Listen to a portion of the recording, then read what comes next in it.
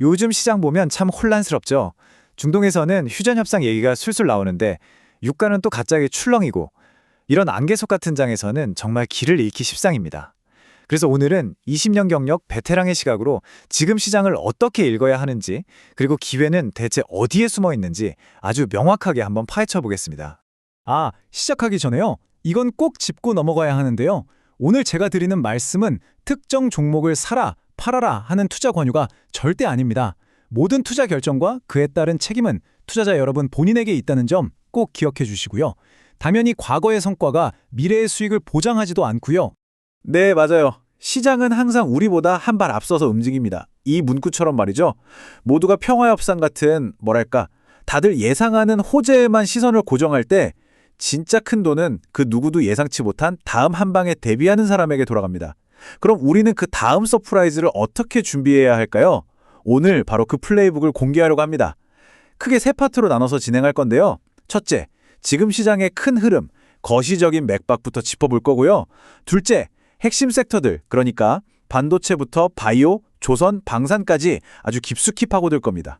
그리고 마지막에는 이 모든 분석을 녹여서 당장 여러분 계좌에 적용해 볼 수 있는 포트폴리오 전략까지 깔끔하게 정리해 드릴게요. 자, 그럼 1막부터 시작해보죠. 나무를 보기 전에 숲부터 봐야 하니까요. 지금 한국 시장을 좌지우지하는 거대한 힘들이 대체 뭔지 그거부터 파악하고 가겠습니다.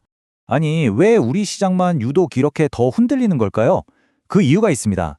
지금 한국 시장은요, 미국이나 일본보다 글로벌 뉴스 하나하나에 3배에서 4배는 더 민감하게 반응하고 있어요. 이 슬라이드에 딱 정리되어 있죠? 지정학적 리스크, 유가, 환율, 금리, 바로 이 4가지 변수 때문입니다. 이 큰 그림을 먼저 이해하는 게 모든 전략의 진짜 출발점이라고 할 수 있습니다.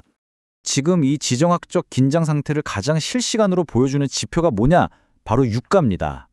최근에 100달러를 넘나들다가 지금은 한 97달러 선에서 움직이고 있는데요. 여기서 핵심은 뭐냐면 유가가 80달러 후반대 아래로 확실하게 아주 안정적으로 내려와 줘야 시장이 이제 진짜 안심해도 되겠구나 하고 판단한다는 겁니다. 지금은요? 아직 안심할 단계는 절대 아닙니다. 시장은 벌써 휴전할 거라고 김칫국부터 마시고 있지만 우린 좀 냉정해질 필요가 있어요.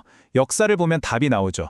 과거에 우리나라 6.25 전쟁 휴전 협상도 무려 2년이나 걸렸습니다. 협상이 진행되는 그 긴 시간 동안에도 별의별 변수가 다 터져나올 수 있다는 얘기죠. 그러니까 앞으로도 이 변동성은 계속될 거다. 여기에 대비하는 자세가 반드시 필요합니다. 자, 이제 숲을 봤으니까 진짜 돈이 되는 나무를 찾으러 가볼 시간이죠. 두 번째 막에서는 각 섹터를 아주 깊숙이 들여다보겠습니다.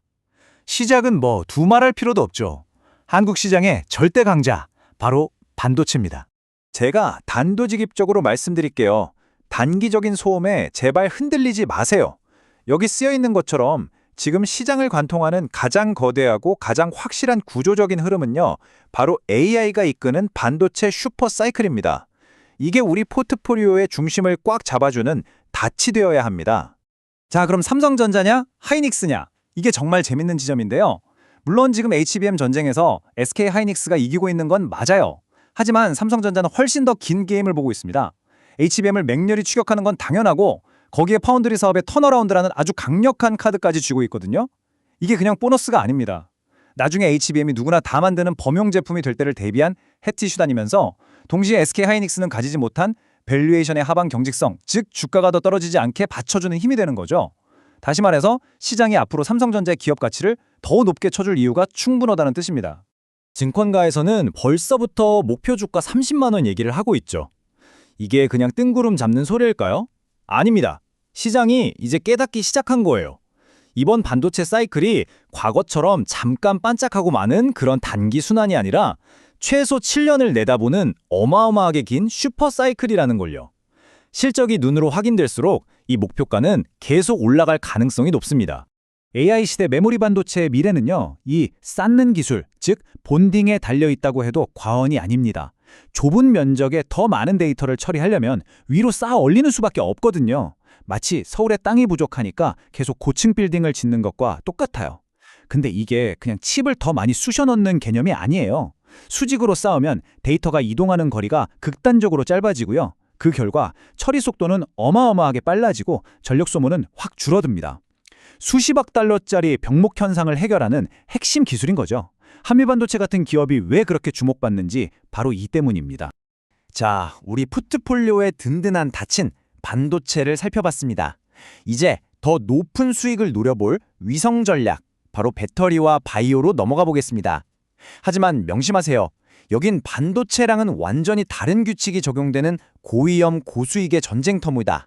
2차 전지, 물론 성장하는 산업이죠. 하지만 반도체와는 결이 좀 다릅니다. 많은 종목들이 이미 미래에 벌어들일 이익을 상당히 앞당겨서 주가에 반영해 놨어요. 그렇기 때문에 지금은 그냥 무작정 사서 묻어두는 장기 보유보다는 조정을 받을 때 사서 반등이 나올 때 파는 트레이딩 관점으로 접근하는 게 훨씬 현명한 전략입니다.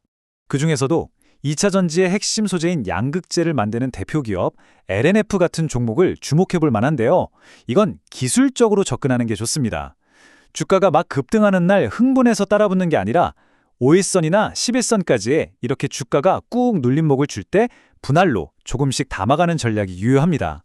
그리고 단기적으로는 매물대가 쌓여있는 21만 원에서 22만 원 선을 목표가로 볼 수 있겠습니다. 바이오 섹터에 대해서는 제가 정말 아주 강하게 경고하고 싶습니다. 어설프게 누가 좋다고 하더라 이런 말만 듣고 뛰어들면 절대 안 됩니다. 이곳은 기술, 임상, 계약 구조에 대한 깊은 이해가 없으면 투자와 도박의 경계를 그냥 넘나들게 되는 고도의 전문성이 필요한 영역입니다. 그럼에도 불구하고 바이오에 꼭 투자하고 싶으시다면 이 3단계 원칙만큼은 목숨처럼 지키셔야 합니다. 첫째, 주가가 하루에 막 20, 30%씩 움직이는 살인적인 변동성은 그냥 당연한 거라고 받아들이셔야 돼요. 둘째, 알테오젠이나 ABL 바이오처럼 이미 글로벌 빅파마랑 계약을 맺어서 기술력을 검증받은 기업만 골라야 합니다. 셋째, 아무리 좋은 기업이라도 주가가 막 과열됐을 때가 아니라 충분히 조정을 거친 후에 접근해야 한다는 겁니다. 자, 이제 시선을 좀 돌려볼까요? 지금 변화하는 세계 질서 속에서 아주 강력한 부활의 날갯짓을 하고 있는 섹터들이 있습니다. 바로 조선과 방산입니다. 이 타임라인을 보시면 모든 그림이 그려집니다. 이건 그냥 경기가 좀 회복되는 그런 단순한 사이클이 아니에요. 슬라이드에서 보시는 것처럼 2024년에 미 해군의 MRO, 즉 유지보수 수요가 현실화되고 2025년에는 지정학적 리스크 때문에 새로운 LNG 운송 루트가 필요해지면서 수요가 폭발하게 됩니다.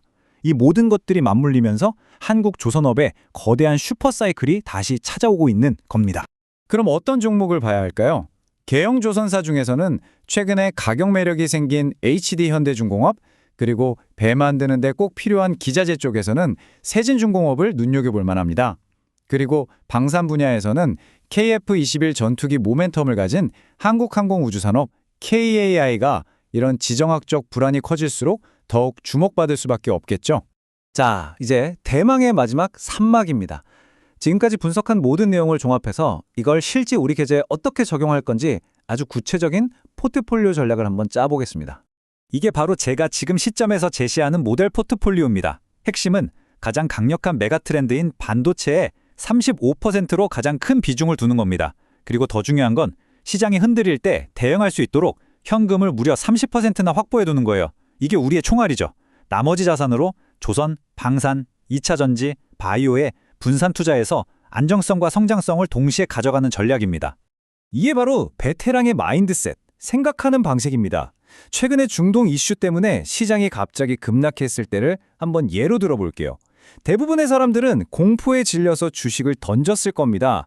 하지만 우리는 이걸 기회로 봐야 하는 거죠. 바로 그때 우리가 확보해둔 현금을 투입해서 삼성전자를 추가로 사는 겁니다. 왜냐고요? 중동발 공포는 금방 사라질 일시적인 소음, 즉 노이즈에 불과하지만 AI가 이끄는 반도체 사이클은 훨씬 더 길고 강력한 진짜 트렌드이기 때문입니다. 앞으로 몇 주 동안 펼쳐질 수 있는 시나리오와 그에 따른 행동 계획입니다. 저는 시장이 계속해서 오르기만 하는 강세장보다는 지금처럼 계속 흔들리면서 점진적으로 우상향하는 기본 시나리오의 확률을 60%로 가장 높게 보고 있습니다. 이럴 땐 어떻게 해야 하냐? 조정이 올 때마다 핵심 주도주 비중을 조금씩 늘려가되 항상 20% 정도의 현금은 비상금으로 남겨두는 게 중요합니다. 마지막으로 여러분께 이 질문을 한번 던져보고 싶습니다. 더 높은 수익을 원한다면 시장의 변동성은 우리가 피할 수 없는 비용, 놀이공원 입장료 같은 겁니다. 정말 중요한 건 그 입장료를 기꺼이 내고 기회를 잡을 수 있도록 철저한 계획과 원칙을 갖춘 포트폴리오를 미리 만들어 두는 것이죠. 여러분의 포트폴리오는 이 입장료를 지불할 준비가 되셨습니까? 오늘 분석에 대해서 여러분은 어떻게 생각하시는지, 또 어떤 점이 궁금하신지 궁금하네요. 댓글로 남겨주시면 다음 분석에서 함께 고민해 보겠습니다.